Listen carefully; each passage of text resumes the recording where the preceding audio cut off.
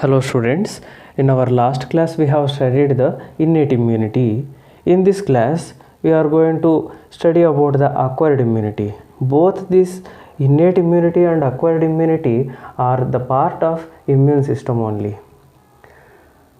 The acquired immunity will act on pathogens specifically. This is the first property. Why it is acting? Because it's a nature of work. Okay, the innate immunity is a non-specific, means it can eliminate any type of pathogen, microbes, germs we have studied, but the acquired immunity will identify first of all. Okay, if it is a pathogen, then it will be eliminated specifically. That's why it is a pathogen specific, and this is a type of immunity we are developing in our lifetime. That's why we are calling acquired immunity or adaptive immunity also. Okay, then what is the definition of this acquired immunity? The resistance developed by the immune system against a specific pathogen in lifetime. Okay, we can call it as an acquired immunity. This acquired immunity will be studied under the third line of defense mechanism. Okay, so first line of defense, second line of defense we have already studied. Then this third line of defense will be the acquired immunity. Suppose if any pathogen escaped from the first and second line of defenses, then it will face the third line of defense. The third line of defense will identify the specific pathogen. First, recognition is important. Okay, then it will attack on the pathogen with the help of antibodies, with the help of proteins and even cells also. That is an attacking. Then destroy it. While it is doing all this process, it will memorize also or remember that structures also. Okay, so this is the mechanism behind the acquired immunity.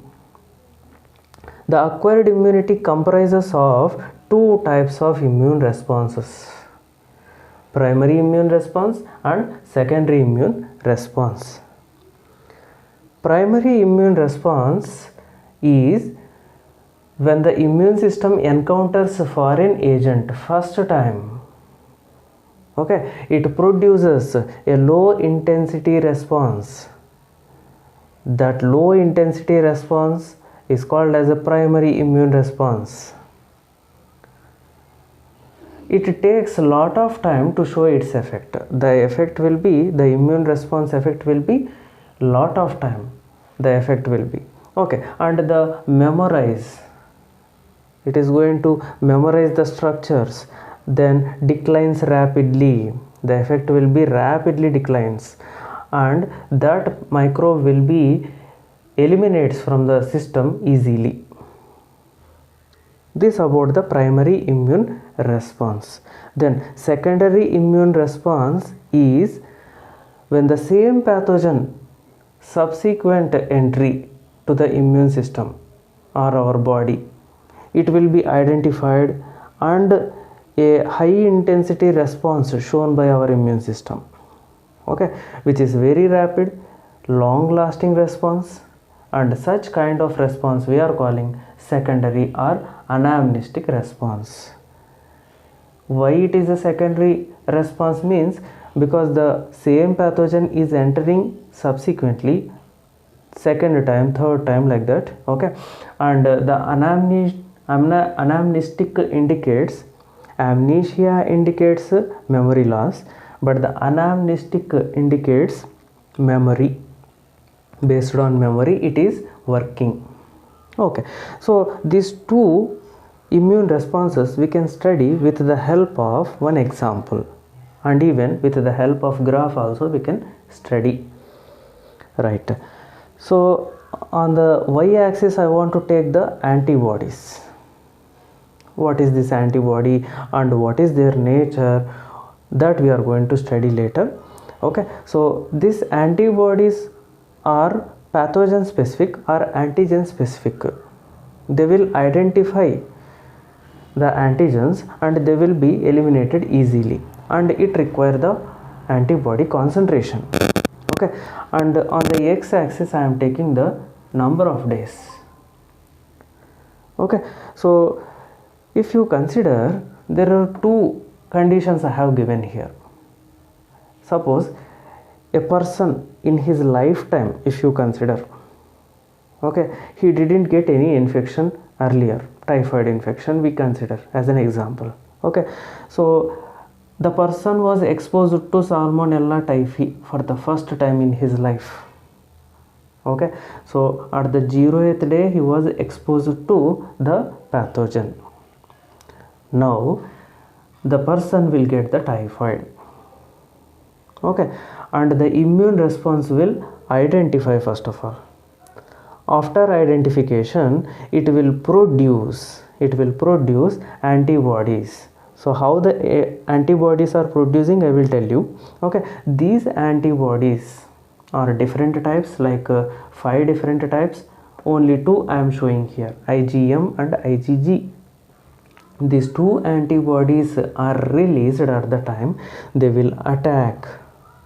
Okay, they will attack the pathogen and they will destroy also. How much time it has taken? 0th day to 7th to 8 sometime. Okay, around. So we can observe rapid release of antibodies and their attack on the antigens, and they are destroyed rapidly. So it takes lot of time. That's why we have calling it takes lot of time to show the effect.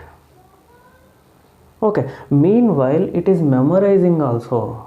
It is remembering the pathogen structure, function, everything it is memorizing. Okay, so for that purpose there is a production of some kind of cells called memory B cells also. Okay, so there is production of antibodies. First of all, they will fight with the antigens and rapid decline in the infection also. So the person will get recovery in this phase. Okay, so the person will get recovered from the typhoid infection and memory cells also existing. So this complete process we are calling as a primary immune response. What we have studied, first time a pathogen was entered and it produces a low intensity response, right? Okay, and it takes lot of time to show the effect. It has taken already. Okay, and memorizing, remembering that structures. Later the elimination of the invader also. Okay, ultimately the person got recovery. Coming to the second case, like 20th day, after few days or otherwise after 1 month, if you consider, the same person was exposed to same Salmonella typhi. Okay, this is the subsequent or second infection. Because of second infection and even because of presence of memory cells, okay, they identify immediately and they release the antibodies immediately. So what happened? The antibody concentration is very high when you consider, when you compare with the previous case. So what happened? There is a rapid, okay, there is a rapid reactions and long lasting reaction. This indicate the person is protected for long time. Okay, and even the recovery phase also very less when compared to the previous case. Okay, so antibodies are more in concentration, means the rapid reaction and getting recovery easily also. Okay, so this is nothing but secondary immune response. Clear? Okay, so with the help of graph we can easily analyze the primary and secondary immune response. In this way, the acquired immunity, our immune system is going to act specifically on a particular pathogen. Okay, now coming to the main key role players in the immune system, because the immune responses are carried by the B and T lymphocytes. Our white blood cells containing different categories of cells, among them agranulocytes. B and T lymphocytes are called agranulocytes. because the cytoplasm not having any granules and a large nucleus appears, and they directly attack on the antigens and foreign agents also. Right. The B cells produce antibodies against two antigens. So in our case, the Salmonella typhi bacteria. Okay, the bacteria itself is an antigen. It contains a number of proteins on the surface. So they will be recognized by the B cells and produce a Y-shaped structures called antibodies.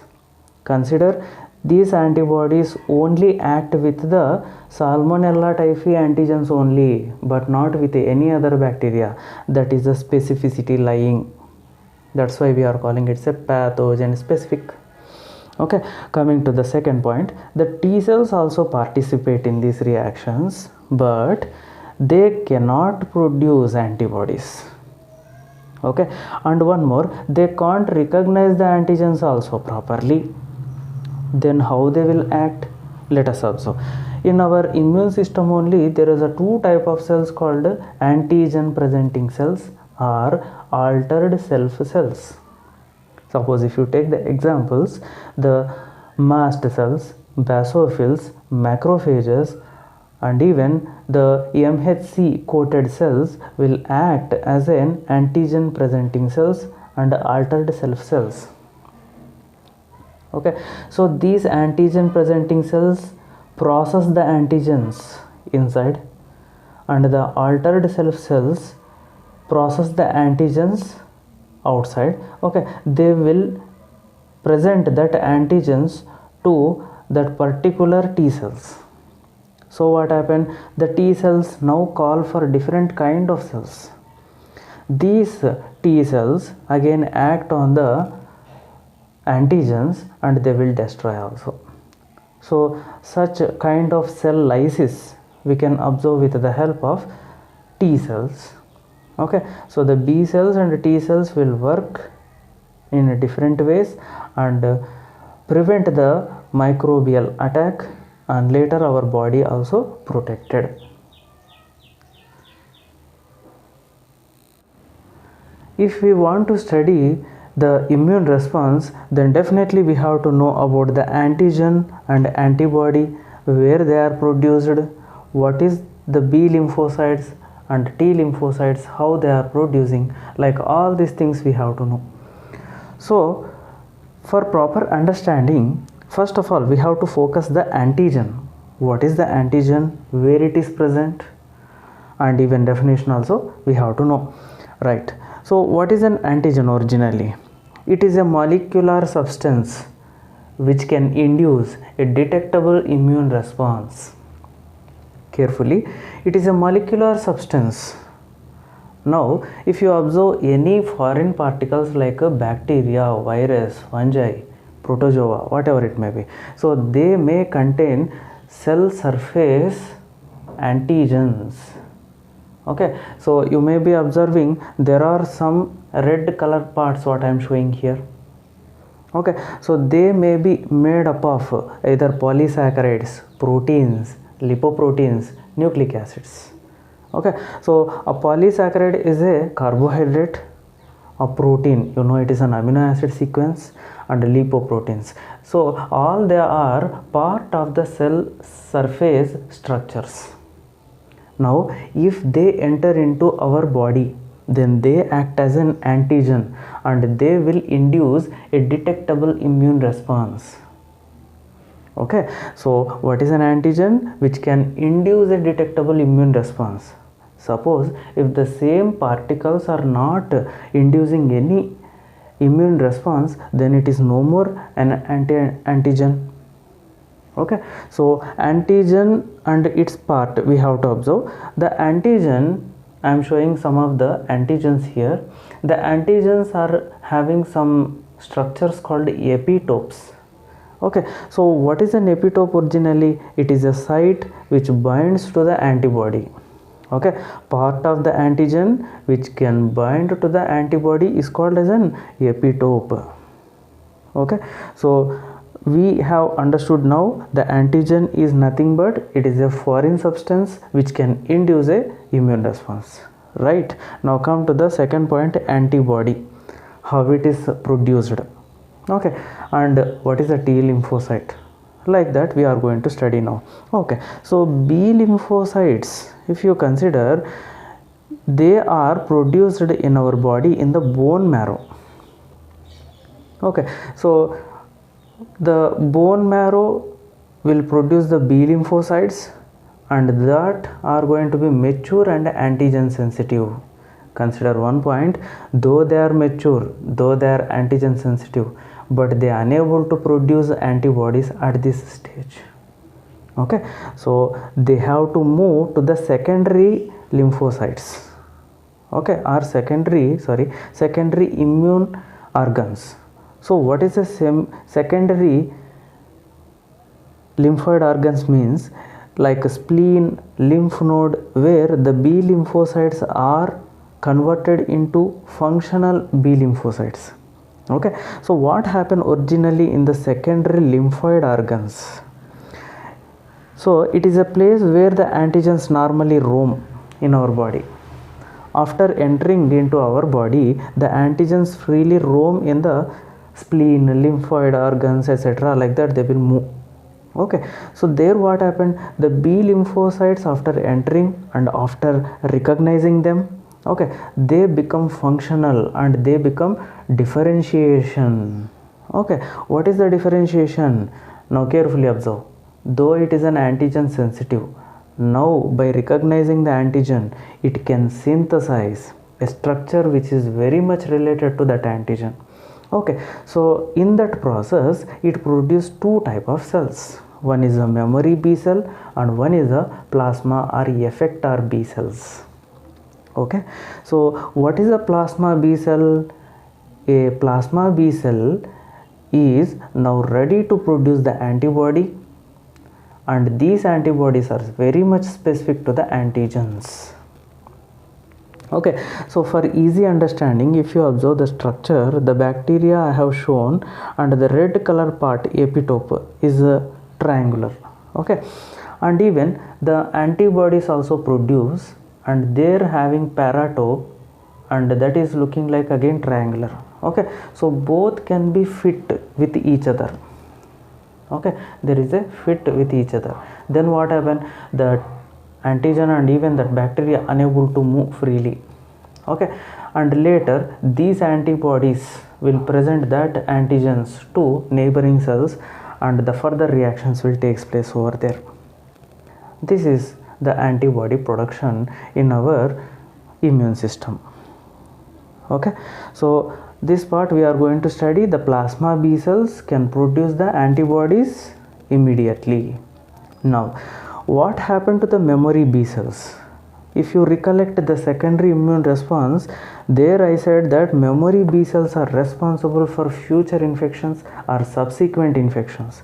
If the same bacteria and containing same antigen is entered for the second time, then immediately it releases the antibodies.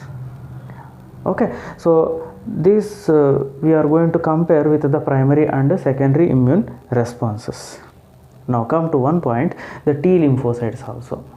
So how the T lymphocytes are involving in the immune response we are going to study now. The T lymphocytes normally produce in the thymus, and there is a two kind of cells are forming, T helper cells and T cytotoxic cell. Now just carefully observe the structure. The cells are having a large nucleus, less cytoplasm, and there is a T cell receptor, and there is a CD4. This clusteral differentiation 4 we are calling, and it is helpful for cell to cell recognition purpose, and the T cell receptor for the antigen recognition purpose. Okay, now this about the TH cell. T cytotoxic cell also having same structure, but CD8 markers are present. Okay, so these two are again functional, but yet they are not involved in the reaction actually. Then when they are going to involve, Let us observe carefully. In the antigen present in cells, okay, antigen present cells are a different type of are present actually. So in our body, the B cells, mast cells, basophils, macrophages can act as an antigen presenting cells. What is their specialty? They will absorb the antibodies, they will process the antigens, they will process the antigens. After processing, they present that antigens with the help of major histocompatibility complex 2.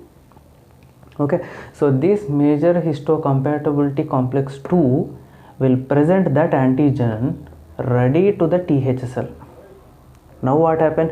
The TH cell will interact with the help of T cell receptor, okay, and CD4 also helpful for the recognition purpose.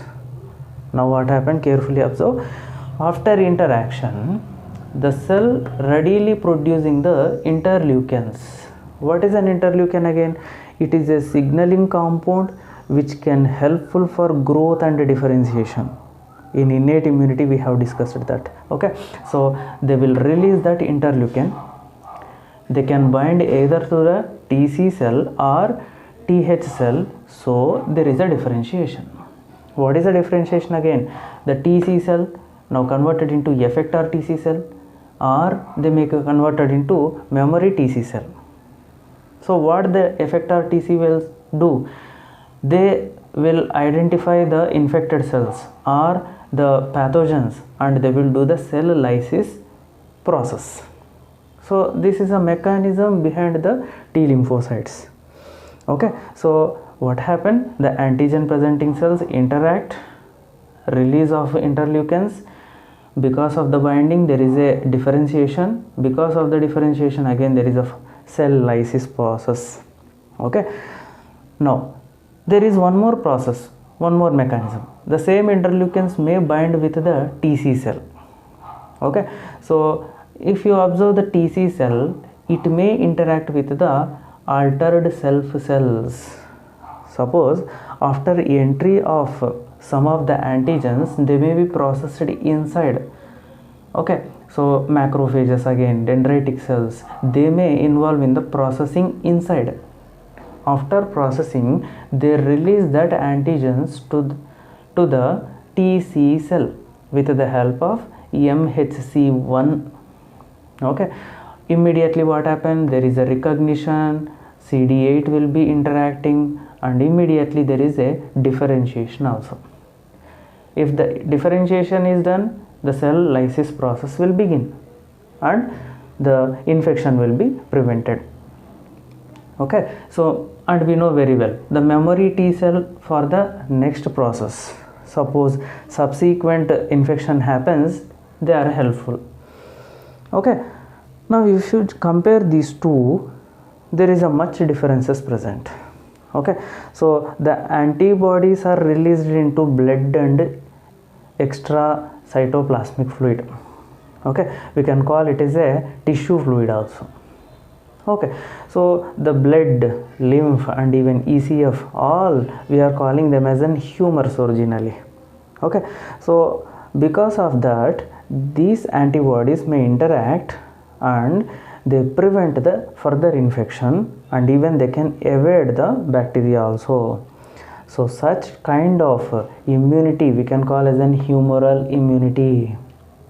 Okay, and antibody also involving in that process, it is an antibody mediated immunity. Okay, very important point we have to observe here, the humoral immunity and antibody mediated immunity. Now consider this process. The T cells are not directly interacting with the antigen, first point, and even they are not directly producing the antibodies also. Then they are involving in the cell lysis and helping to the immune system also. Okay, so they are requiring some cells. Okay, cell interaction is required. So such kind of immunity we are calling cell mediated immunity, because number of cells are interacting, mediating. Okay, because of the interaction only there is a cell lysis process and immunity also. So cell mediated immunity. A best example we are studying in our class, that is a graft rejection process. Okay, now before going to start all these things, I want to tell you the antibody structure also, very important one. Okay, so what is an antibody? First of all, an antibody is a Y-shaped structure and it is a glycoprotein present in our body, and it is a serum protein. Chemically it is made up of gamma globulins. Okay, an antibody which is having gamma globulins we commonly call as a immunoglobulins, represented with the Ig. Okay, immunoglobulins. Now a typical antibody containing 4 polypeptide chains. Okay, consider it is a polypeptide chain. What is a polypeptide chain again? A number of amino acids are joined together forming one polypeptide chain. So there is different chains are present. Okay, so 2 short chains are present and 2 long chains also present. The 2 long chains we are calling as an heavy chains, H2. Okay, and the 2 small chains we are calling as a light chains, L2. Now if you consider, the 2 chains are going to be present in a particular position with the help of disulfide bonds. Okay, so there is a different kind of disulfide bonds. The disulfide bond in between the chains is called as an interdisulfide bond, and the disulfide bond present within the chain we can call intradisulfide bond. There is an intradisulfide bonds in the light chain, heavy chain, and in between the heavy and light chains also. Okay, so this about the antibody structure. Now again if you go deep into that, there the N terminal end is present along with the C terminal end also. N terminal indicates amino group is present towards this end, and the carboxyl terminal is present in the another end. Okay, now for our easy understanding, if you see this B cell, the antibodies are attached to the membrane. We can call these antibodies as an membrane bound antibodies. And with what part they have attached? FC part, C. Okay, so here I am showing the FC end. This end is going to be FC, where the membrane bound part is present, and the FAB part, this is the FAB part. There are 2 FAB parts are present, and again if you consider, we are calling it an fragment antigen binding site. Why? Because there is a antigen binding site is present here. Okay, and this antigen binding site we can call as a paratope. So antigen and their site we are calling as an epitope, and where it is fitted with the antibody, that part we are calling as a paratope. Okay, so it's now easy to understand. The epitope can fit into the paratope, that I already shown. Okay, so FAB end, FC end. FC indicates crystallizable, fragment crystallizable, fragment antigen binding site. Okay, now if you consider, the chain also divided into 2 different parts again. Variable region indicated with V, constant region indicated with a C. Okay, so a variable region is a region where the amino acid sequences are varying from one amino acid to another amino acid. Okay, so there is a different kind of antibodies or immunoglobulins are present. Okay, so the variable region is going to vary from one to another, and the constant region is a region where the amino acid sequences are same in all.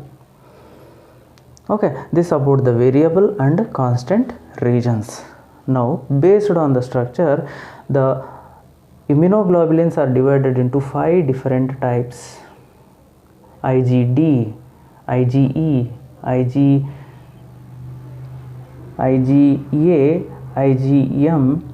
Okay, like that, a different kinds I have shown you. IgG also. Okay, so IgD, IgE and IgG, they are containing monomeric units. What is a monomeric unit? This complete part we are calling as an monomeric unit, means a single unit. Okay, now IgA is an antibody which is having 2 units together attached, that is a dimeric form. Okay, then IgM, pentameric form, where the 5 immunoglobulins are attached by some peptide bonds, so that there is a formation of pentameric structure. Okay, so this about the antibody structure. Okay, and if you observe where they are flowing, either they may be present in the blood or humor. Okay, and they will be involving in the humoral immunity. Suppose if they are present in the binded form, we can call is a membrane bound antibodies. Okay, anyway they are going to protect in any form also. This about the antibody structure. Okay, so in coming class we are going to discuss about the graft rejection and the T cell, how they are participating in the graft rejection. We are going to study over there.